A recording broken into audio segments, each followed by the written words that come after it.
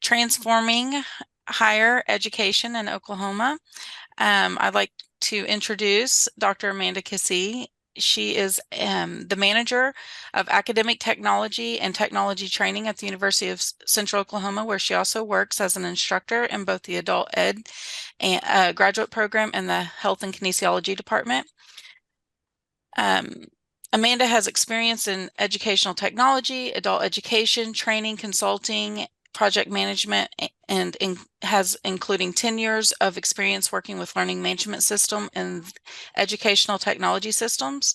Amanda has spent her career working with educators on the use of technology in transformative teaching and learning experiences, and as part of several university-wide initiatives, she has facilitated decisions on futures of technology and education through cross-departmental collaborations.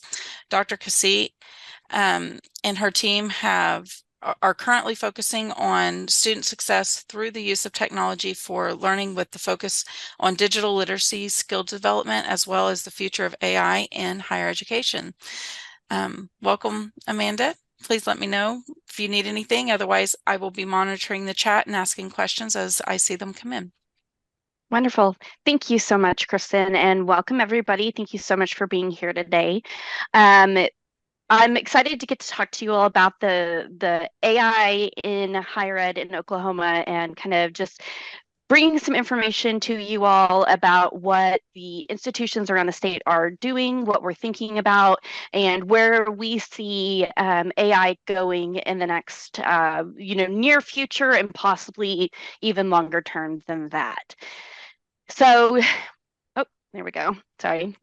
My plan for today is to kind of give an overview of who I am, the groups that were involved in kind of putting together some of this information that I'll be sharing with you, and kind of what my goal is for this presentation overall, what I'm hoping that you'll gather from it and what you'll be able to do when you leave this presentation. And then I want to talk to you a little bit about what current perspectives are on AI in Oklahoma. Bringing together perspectives from a variety of different institutions, a variety of different roles and responsibilities across those institutions, and kind of just what everybody is currently talking about, and how we got to a kind of a shared understanding about what our focus is going to be, what we feel is important in terms of AI, and what higher ed needs to be thinking about within the state, but also on a larger level than that.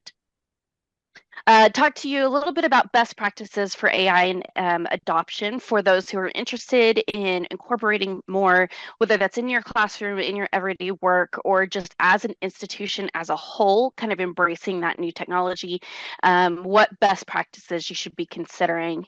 And then talk to you a little bit about the future considerations and where stuff's headed. So we've been spending a lot of time in research, thinking about these things, and there's a lot of new information that's constantly coming out. So where should we be spending our time and our valuable energy as we move forward into the future? So Kristen gave a really nice introduction of myself, so thank you so much for that. I am Amanda Kissee. I have a background in educational technology and have been working at UCO, specifically the University of Central Oklahoma, now for almost 11 years. During my time there, I have worked in a variety of different capacities with the Office of Information Technology, really focused on academics and bridging and liaisoning between academic affairs and IT, working with faculty and students and staff on the use of technology in teaching and learning.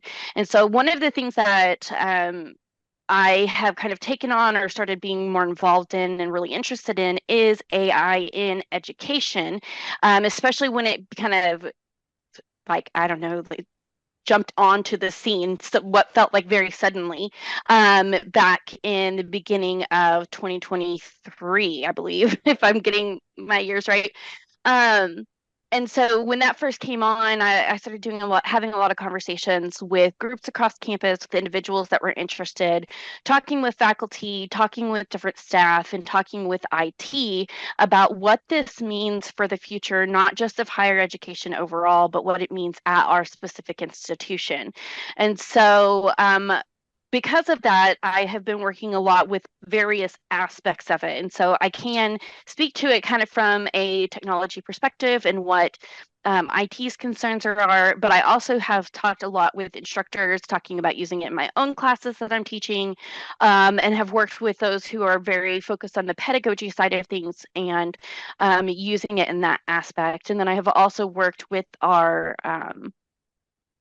student conduct, student services on, how do we deal with instructors who have concerns about plagiarism and how do we help students navigate this new world within AI.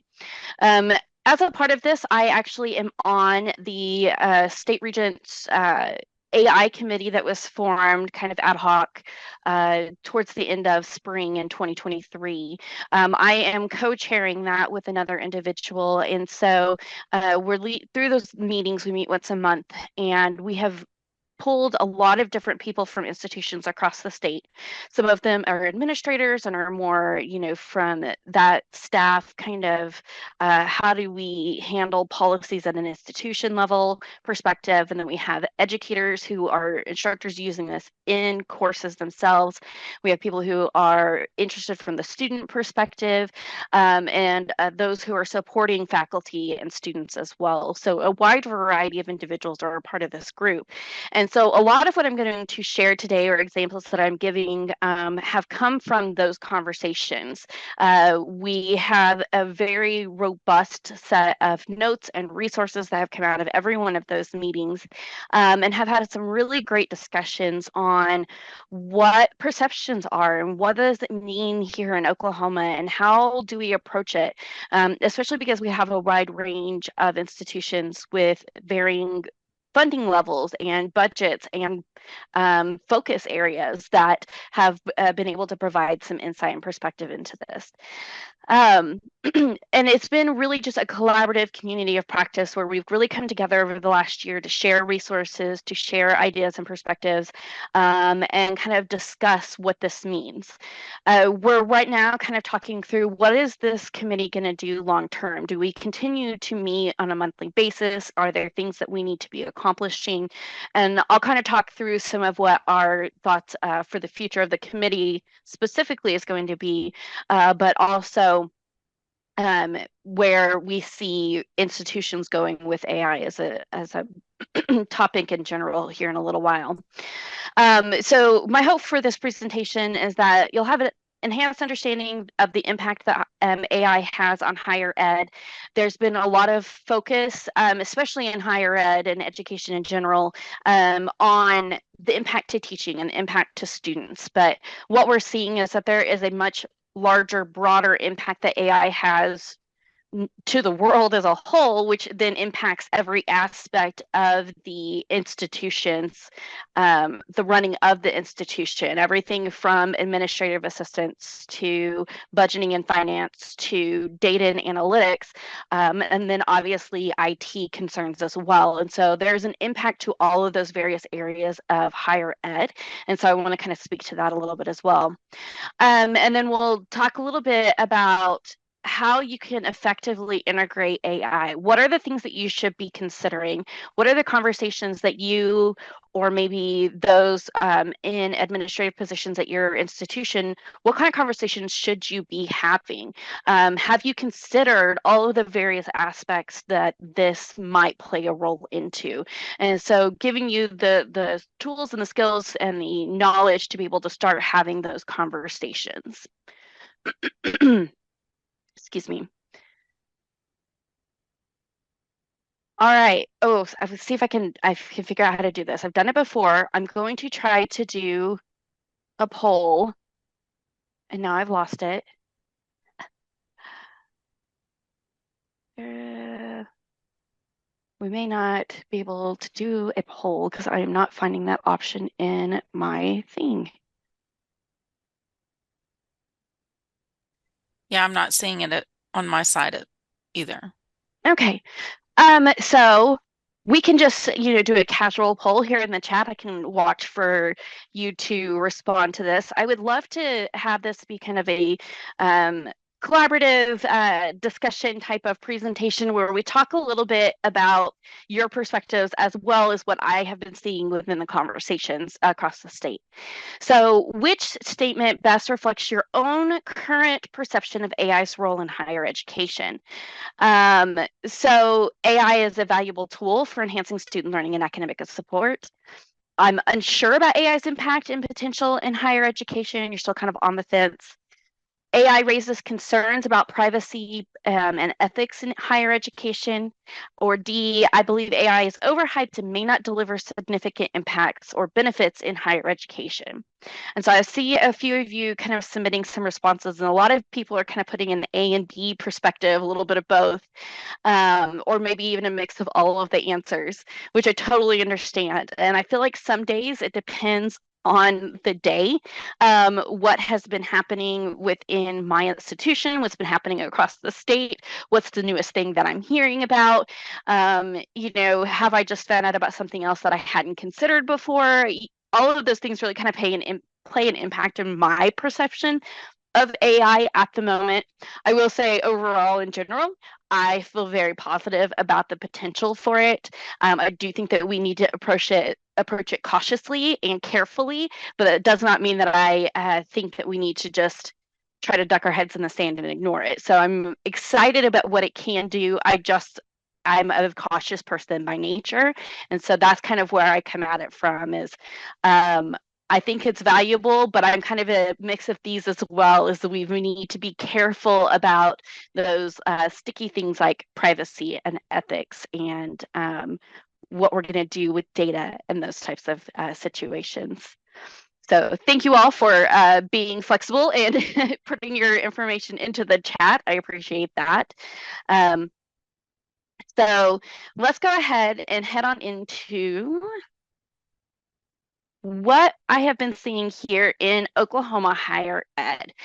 What we've been seeing from the faculty's perspective, from student perspective, and from an institution as a whole. And so the thoughts and stuff I'm going to be sharing from you, yes, obviously, my own institution and the atmosphere there and the discussions we've had plays a role in that. But there are broader perspectives from across the state that I've tried to gather and consolidate, put into like a single kind of statement here. And so obviously, I think everybody is aware there are concerns that faculty have Hello. about AI and the use of AI within education, within student writing and things like that. There's obviously that initial knee-jerk reaction and concern to what does this mean for the integrity of students' work? Are they going to actually be producing their own content? And if not, if they are using AI, what does that mean as far as my evaluation of their work and my assessment? So I think these are valid concerns that I do completely understand that perspective, especially for those who are in those heavy writing areas. If you're in the English languages, or if you're doing some kind of master's programs and there's a lot of writing of essays and those types of things. I completely get that that is one thing that AI is used heavily for from as getting started on writing. I have noticed though that there's been a bit of a shift from that initial knee-jerk, oh my gosh, I'm terrified, to okay, maybe it's not quite as bad as I thought it might be, but I still am concerned. And that's what I've been hearing more from educators across the state, is that it didn't turn out as horribly within the last year as they expected. They didn't, they're not getting as many plagiarized documents as they thought they might. but they still want to make sure that they're cautious about how they do that. And so you're hearing a lot of instructors saying, okay, well, then if I have to use it, or if I need to use it, or if I should use it, what do I need to be doing? I'm not really quite sure how this applies in my area. Lots of conversations between the different disciplines about, I teach math, or I am in the sciences, or I am in these other areas where generative AI is really interesting and cool, but how does that apply to my specific subject and content areas? And so that's where I've kind of seen the shift from the initial reaction to where we are now, is thinking through what it really means within each of the different disciplines and how we approach it. There was also a lot of concerns right at the beginning about how do individual instructors handle these in their courses? What are going to be the policies at the institution levels, and those different types of things? And that has played a role into faculty responses as well. I know at my institution, we did write up a syllabus statement that instructors can use in their syllabus about AI policies. And essentially, our instructors are able to kind of make their decisions about how AI is managed within their courses, and they will convey that information to students. But the expectation is that students are producing their own work. That's kind of just an institutional level expectation. And then instructors will talk to the students about when it is and isn't okay to use AI within their own specific courses. And then we have instructors across campus that are kind of leading the way to having those conversations with these individual classes, and helping instructors kind of craft their own syllabus statements specifically and plans for within their classrooms. So that's what we've been seeing a lot of happening across the state as well, is faculty addressing those concerns within their own class. There was some information provided, I believe it was from Northwestern OSU, about a survey that they did with their own faculty members, and about 80% of the instructors on their campus have some kind of syllabus statement addressing AI. So we're seeing a high response from instructors for at least acknowledging the presence of this technology out there and trying to convey their perspectives and their expectations to their students. And I think that's one of the things that has come out of this as being a very high priority, is that communication piece of it, clearly articulating what your expectations are to your students. We also have seen some really interesting things from a student adoption and kind of feedback on the technologies. I was having a conversation just the other day with a few faculty members who were conveying that when they talk to their students about AI in their classrooms, there were still actually a lot of concerns, even from students themselves, about, should I be using this? Is it okay to do this? How do I do it without getting in trouble, without crossing that line into plagiarism? So I think what we have seen is that students are a lot more cognizant and aware, and thinking about this particular technology tool with a lot more intention than maybe individuals expected. I think there was a lot of expectation that students would just jump on it because they could use it to cheat.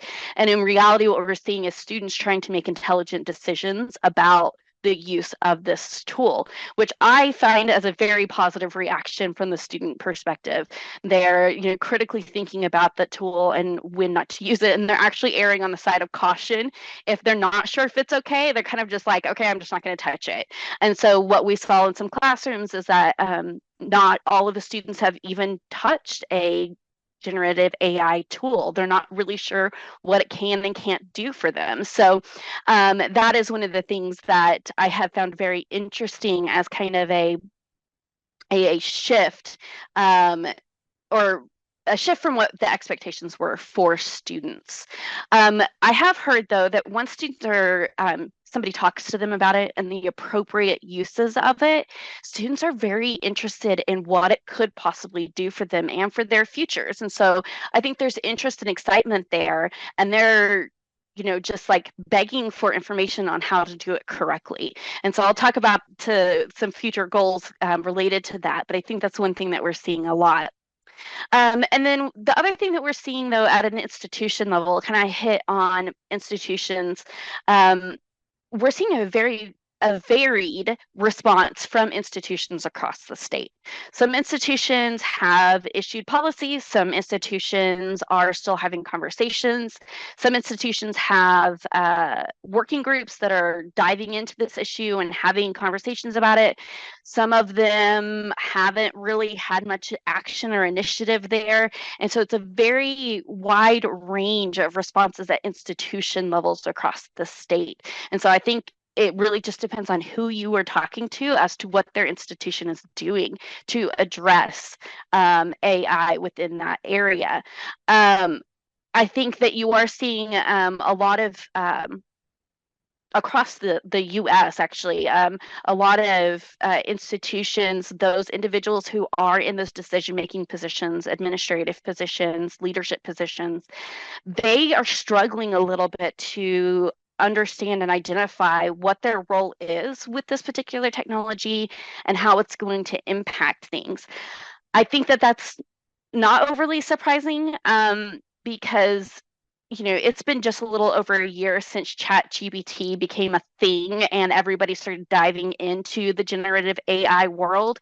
And I think we all know higher education is not a fast moving entity. And so having to make these kind of significant shifts in perspective and thinking and incorporating something that is evolving as quickly as the generative AI tools is difficult to wrap your head around from a long-term perspective and from a 5 years down the road perspective. And so I think that you're seeing that kind of pain point come across within the leadership roles because they're kind of trying to find their place as well. And so I think to some additional points in the future or later in this presentation, that's something that we need to kind of consider and kind of see what we can do to help assist with those conversations. So the AI committee that has been meeting, we have taken a few actions over the last year. I mentioned we've been doing a lot of information sharing and discussion. We've had a lot of conversations and sharing of resources, which I think has been very, very helpful because we've been able to see how other institutions are responding and getting ideas for what we can do at our own institutions. I think, as I mentioned, we have a wide range of institutions at different funding levels and at different priorities. And then it helps us to be able to see what could we be doing and also seeing ways in which maybe we can do collaborative efforts and help out our other institutions across the state to maybe take on additional initiatives or maybe support each other because I think we all know that there's not a lot of money in higher ed right now, which means there's not a lot of money to put towards initiatives like AI. And how do we meet the needs of our students and our faculty with limited resources and working together collaboratively is one of those ways that we have discussed potentially approaching this barrier. We've also been working on an AI resources directory. Let's see if that will open up for me. I think you guys are still seeing this. Yes. Okay, perfect. So one of the things that we have been doing is working on a central repository for AI resources and links and these types of things. And you're probably thinking, oh my gosh, everybody's done that. There's everywhere. We're trying to really all those other resources we're also trying to incorporate into this resource. So we're really trying to work hard to, anytime we find something new, to start getting it into this resource and making it available to everybody to be able to search and to search based on specific parameters. So this one was actually developed with the WCET AI framework with different sections focused on governance, operations, and pedagogy, and then like subsections devoted to those different topics. Both of these are linked in my presentation that I'm going to make available after. But you can see over here, you can submit your own resources and then search through based on the different topics that maybe you're interested in. And like I said, we're kind of just getting started on this, but these are different ways that we can share resources. We'll be able to post information about those resources and be able to help guide people. You can do some searching for, I'm looking for something that does this, or I'd like to get information about this. This is everything from tools to policies to articles and perspectives and results of surveys, and all kinds of different things are going to be in here. So that is one thing that the committee has already started working on and is hoping to make available very, very soon. I also wanted to point out a couple of other resources I've added to this particular slide from EDUCAUSE, which is one of my favorite resources for higher ed. They have quite a bit of information, including an AI breakout report, which they did based on perceptions of planning and readiness for institutions. Now, this is not just institutions, obviously, in Oklahoma, but it gives you a big picture perspective across the U.S. About higher education professionals, what their thoughts and perspectives are. So it takes it above that just Oklahoma level. And then on the right side, I have Education AI Landscape Study. So this is really interesting because it has stakeholders who are exploring opportunities. What are they focused on? What are their interests? Where do they see things going in the future? And it helps to guide some of the conversations that we are having at the state level.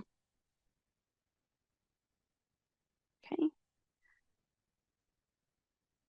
So as a part of these conversations, we've kind of come away with a few things that I feel are common understandings about AI in Oklahoma and about the things that we need to be focusing on within this particular topic. One of the things I think we've all agreed on is that AI is not going away. And so it's time to embrace this new resource and to help others embrace that resource.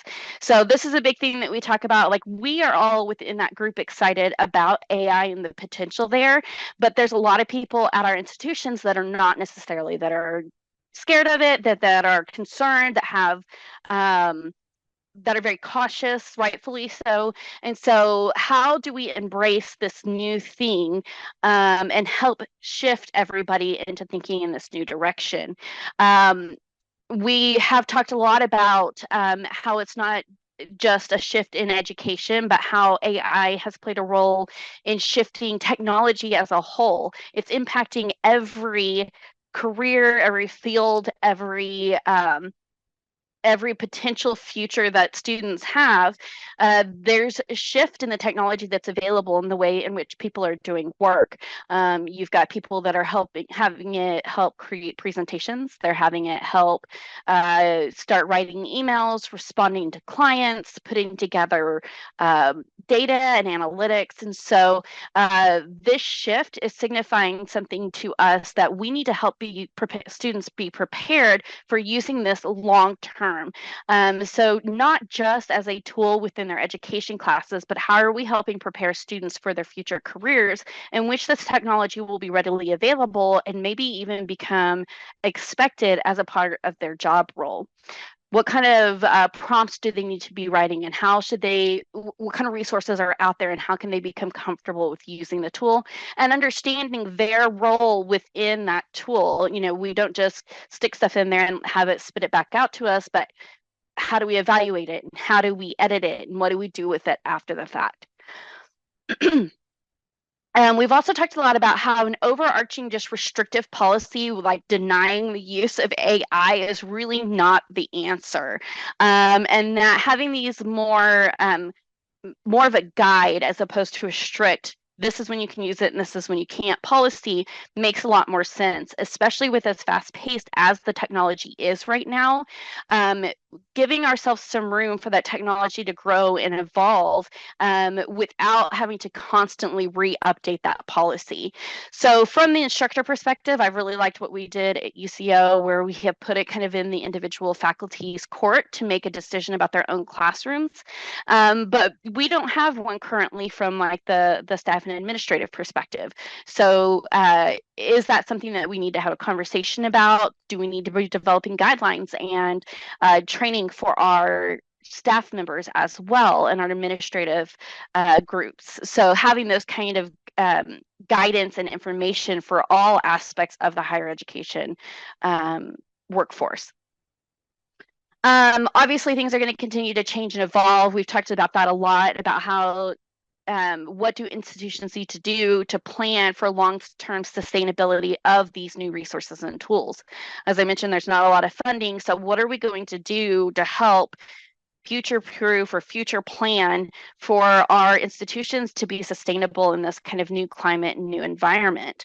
And so I think it brings a lot of potential and possibilities in areas maybe where there weren't some ways that smaller universities can stay in the game and can stay active and supportive of their students in ways that may have not been possible with the smaller numbers of staff members on their campuses. And so there are things that I think we can do to kind of really help continue moving some of these institutions forward, but we are going to have those discussions about long term, how do we invest in our future by investing in AI? And that is something that we're seeing across the US and even within the state, is that larger universities are actually investing money, time, and personnel into AI at their institution. Some are even developing their own large language models to use as those resources for the AI tools to learn from and to generate from. And so that is a massive undertaking. It requires a vast amount of knowledge in areas that not a lot of people know about. Just on your regular IT staff, there's going to be very few, if any, individuals that are knowledgeable enough to be able to develop and build those right off the bat. And so those who are able to invest in funding or in personnel to develop those have a very different perspective than those who are going to need to outsource that to companies across, whether that's Google, Microsoft, whoever it happens to be. And it's kind of signified a shift in the conversations that we're having. I mentioned, it started off a lot with instructors in the classroom. What do we do about plagiarism? And we've really shifted away from that conversation, which I hope signals that instructors are feeling a little bit more confident in their role with that tool in their courses, and shifting around to those big picture perspective types of conversations. And where do we go from here? So one thing we have all completely agreed on is that AI should complement the teaching, definitely not replace it entirely. So none of us have that perspective. I've not heard that perspective from anybody I've talked about AI with. We don't anticipate it destroying jobs, destroying lives. This is something we see as a new tool, a new resource. It's just some positions, some tasks may need to shift a little bit because we had this additional resource that we didn't have available to us before. And so it does require some thought. It does require some critical thinking about what this means for myself. But most people have found that it has freed them up from more of the mundane everyday tasks and is allowing them to focus on more of those either creative or thought-provoking or critical thinking types of activities that they haven't always had the time in their job to really approach and focus on. I don't have to worry so much about writing those emails. I can have, some templates created for me and use that brain power to think creatively about how I work with faculty on the use of different technologies in their classroom, and how can I come up with new ways to use technology that we already have. So that's one thing that we have all collectively agreed about. We've done a lot of research into best practices for AI and how you can do this effectively with it in your institutions. So I did include a couple of resources. One is from a group called One Ed Tech, who works on technologies that are available at education institutions and developing standards for those. And then I've also included an EDUCAUSE AI readiness assessment. And both of those tools I think are really helpful for kind of gauging where you and your institution are today, and where you need to go in the future and what conversations specifically you need to be having.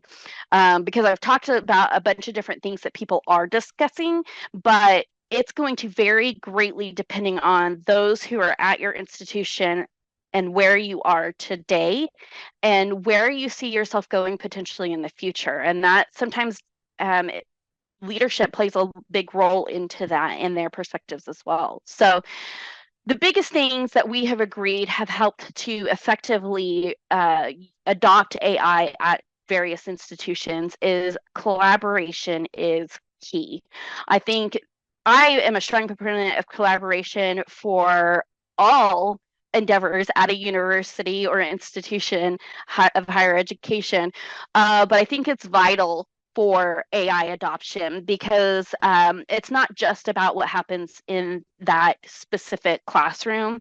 There are so many other things to consider, from the data and privacy and how that tool integrates with other things, and what happens if there's a problem, and who is going to answer the questions, and what does the student do if they need help or resources of support. And I don't know of any institution that has an entire department that is dedicated just to supporting AI.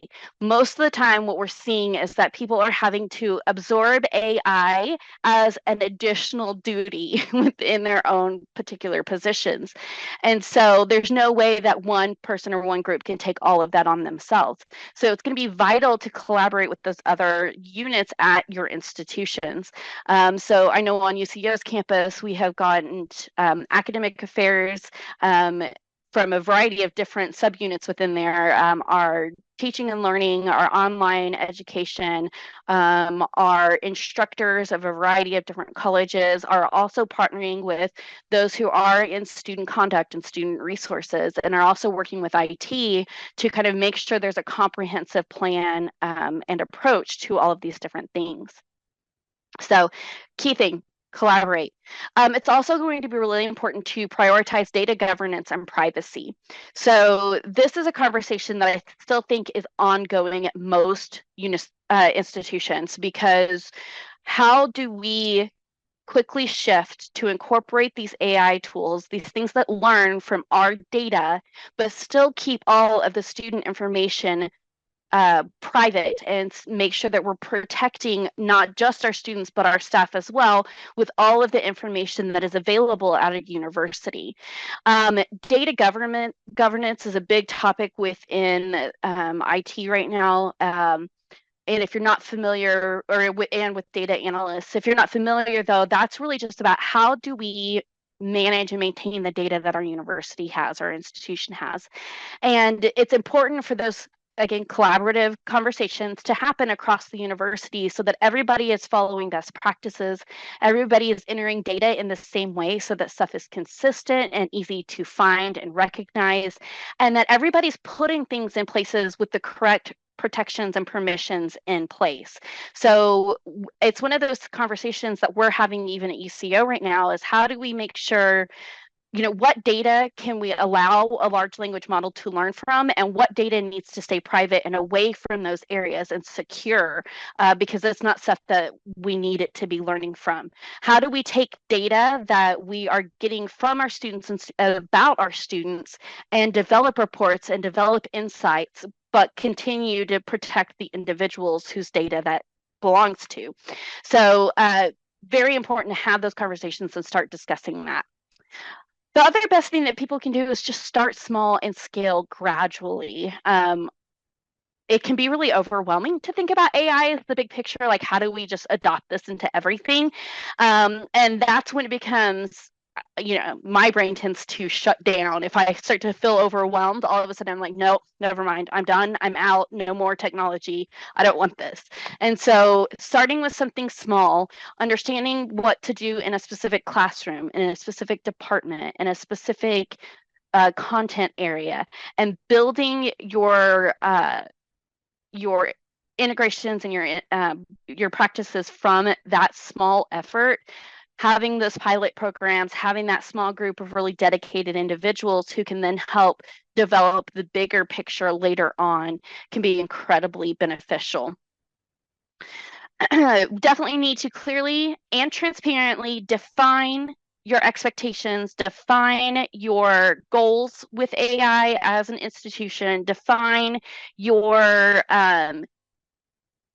processes and your procedures, and then make sure that is clearly communicated and that you're transparent about that process with other individuals. This is something people are aware of. They know that it's happening. And if they hear nothing about it, they assume nothing is going on. And so making sure that people are aware that these are conversations that are ongoing at your institution, making sure that those other groups maybe are aware that those conversations are going to be coming and that they need to be engaged and thinking about these things, can be incredibly helpful to not only keep the conversation moving smoothly, but also keeping people informed and answering those questions before they even come up.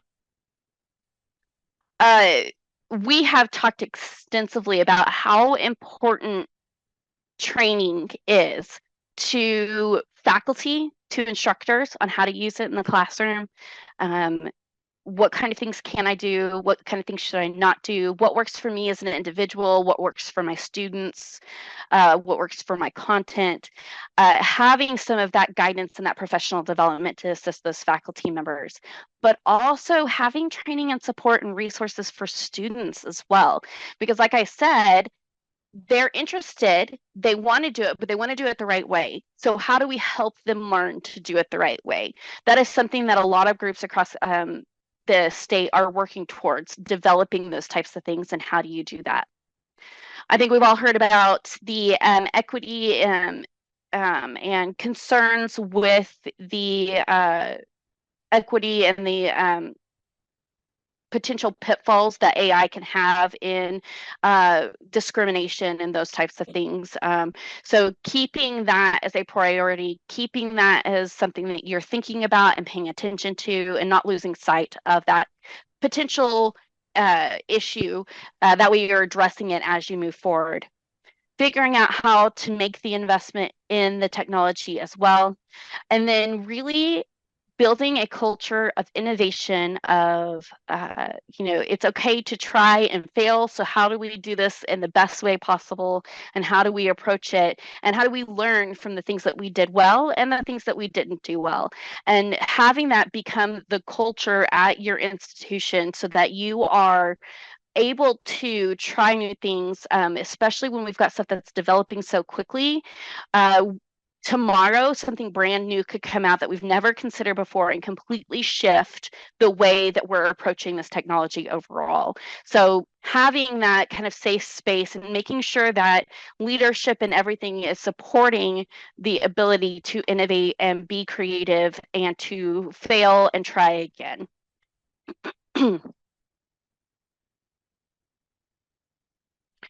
So I want to talk about the future of AI in the last few minutes that I have here for my presentation part. I would love to hear from you all in the chat about what areas of concern or interest do you think institutions, whether that's yours as a specific one or everybody as a whole, should focus on for the future of AI in higher ed.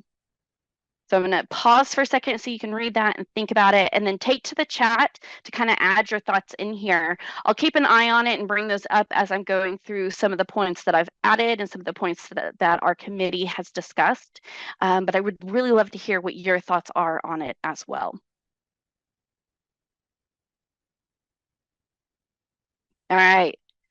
Future considerations and opportunities. So we have had conversations around where are we going as a committee and where is the technology going quite a bit in the last several months. And I've seen kind of three common areas that these have things that have kind of developed, is that developing shared resources is going to be important for the future. Taking advantage of additional learning opportunities, and following the trends and keeping an eye on what we see as those future trends to kind of, as best as we can, prepare for what may be coming. So the shared resources we've talked about, again, taking advantage of the individuals and the resources that are within the state and collaboratively working on things together so that we aren't trying to build all of this in-house from an individual perspective. So talking about developing micro-credentials and training materials. There are a few institutions across the state that already have micro-credentials available. If you go to the Oh, sure, website. I think that's where they're posted, where they talk about all of the different badging and things that are available. They have a list of institutions that already have some AI related micro credentials that are available. Um, from the instructor perspective, I haven't looked recently to see if there is a student one, but that is something that we did talk about needing to develop as well. I mentioned Northwestern had developed a survey for their faculty, which we all thought was an amazing idea. They got so much valuable information from that about what they needed to do at their own institution and what kind of current faculty perceptions were there. It helped them develop programming and it helped them develop additional training opportunities and training resources. And so we talked about creating some of these resources that could be then shared across institution, surveys that we could be doing, perspectives that we could be doing, getting feedback and how we could potentially do that, and then sharing those from a state perspective, not just the institution level. Then we also have talked a lot about research and development opportunities and how we can partner to do some additional research into AI within education and the approach and effect of the use of AI within these different areas. I'm especially particularly interested to see how it affects student success and student retention. Are there ways that we can help encourage students to continue on with their higher education degree because of the fact that they've got some of these resources available to them, or because their instructors are able to use those resources, or help, maybe they give us insight into the student as a person and to what kind of information or resources they need to help them succeed. We have some additional learning opportunities. We're going to talk to Chief Information Security Officers and have them come and talk to us about the technology perspective. What kind of considerations do we need to think about in terms of cybersecurity? What about those data concerns, that data governance piece of it, and how can the different universities approach that? We also want to talk about bridging the gap between academics and administration. And not administration in terms of like leadership and things at the university, making sure that everybody's kind of speaking the same language there and that the understanding about the technology itself is on the same level so that they can have those conversations about what the future is going to look like. And then some of the trends that we're really interested in diving more into and seeing more about are predictive analytics for student success. So how can we identify what a particular student may or may not need for them to retain or be successful at school? Chatbots and virtual assistants, and how can we help provide more guidance to individuals that are trying to get through different processes at our university, whether that's enrollment or that is applying for a degree, or it's filling out scholarship paperwork, or even from staffs and trying to do transfer of personnel or different things like that. How can we help guide individuals a little bit more with these virtual assistants? And then can we automate some of those processes? I'm incredibly excited to talk more about or see what we can do in terms of individuals being able to build their own automations rather than outsourcing everything to IT to build for them. So being able to ask a generative AI, hey, I need a workflow created for every time a specific survey response comes in, you add it to this chart and it does this cool thing here, sends off this email to let people know, and then I can use that data when I'm presenting it to my supervisor. Those kind of conversations that they can have to develop their own processes that'll speed up their workflows, that will make things easier, and again, handle those more administrative type tasks so that they can free up the brain space and the time for the more brain intensive tasks. How it can revolutionize research and innovation. How can we better collaborate across universities? How does this affect the learning experience for students and their ability to, create materials, to write their own papers, to understand language better, all of those different types of things. There's so many research opportunities there. And I see that becoming a thing that we'll be talking quite a bit about over the next year or two. And then having personalized learning experiences and being able to have a virtual assistant help guide a student through content, through understanding of materials. We've had iterations of that in the past where it's, based on their responses to a quiz or a survey, they get additional resources or remediation, or they move on to the next content. And I see this being something that we can build on and develop over the next several years, to help better personalize that experience for the student, and so that they feel a little bit more tied into what they're doing, and it's less generic and more geared specifically to them as an individual. I just wanted to kind of share this information. This is perspectives from an EDUCAUSE survey across the US about where people think, or what people are focusing on in terms of AI right now, and where they see things going in the future, and where people want to be focusing on AI. And just to kind of point this out, 71% believe we should be focusing more on enhancing student learning experiences, and creating new approaches to learning design and assessment. And I think that's huge, because this is taking it from a slightly different perspective than what we have in the past. And so this is definitely something that we can kind of consider as we're moving into the future of how we can focus on those areas more, and how that compares with where we are currently and what our universities are doing at this moment in time. How do we maybe need to shift to better address the issues that we know are going to be important? All right, that is my presentation for the day. I have left about 10 minutes for questions. I would love to hear your perspective or your thoughts on AI within higher ed, within Oklahoma, or if there's specific things that you're interested in learning more about or that you're excited about in terms of AI. So are there any questions? I hadn't seen anything come through the chat yet, but I want to open this up to the floor now.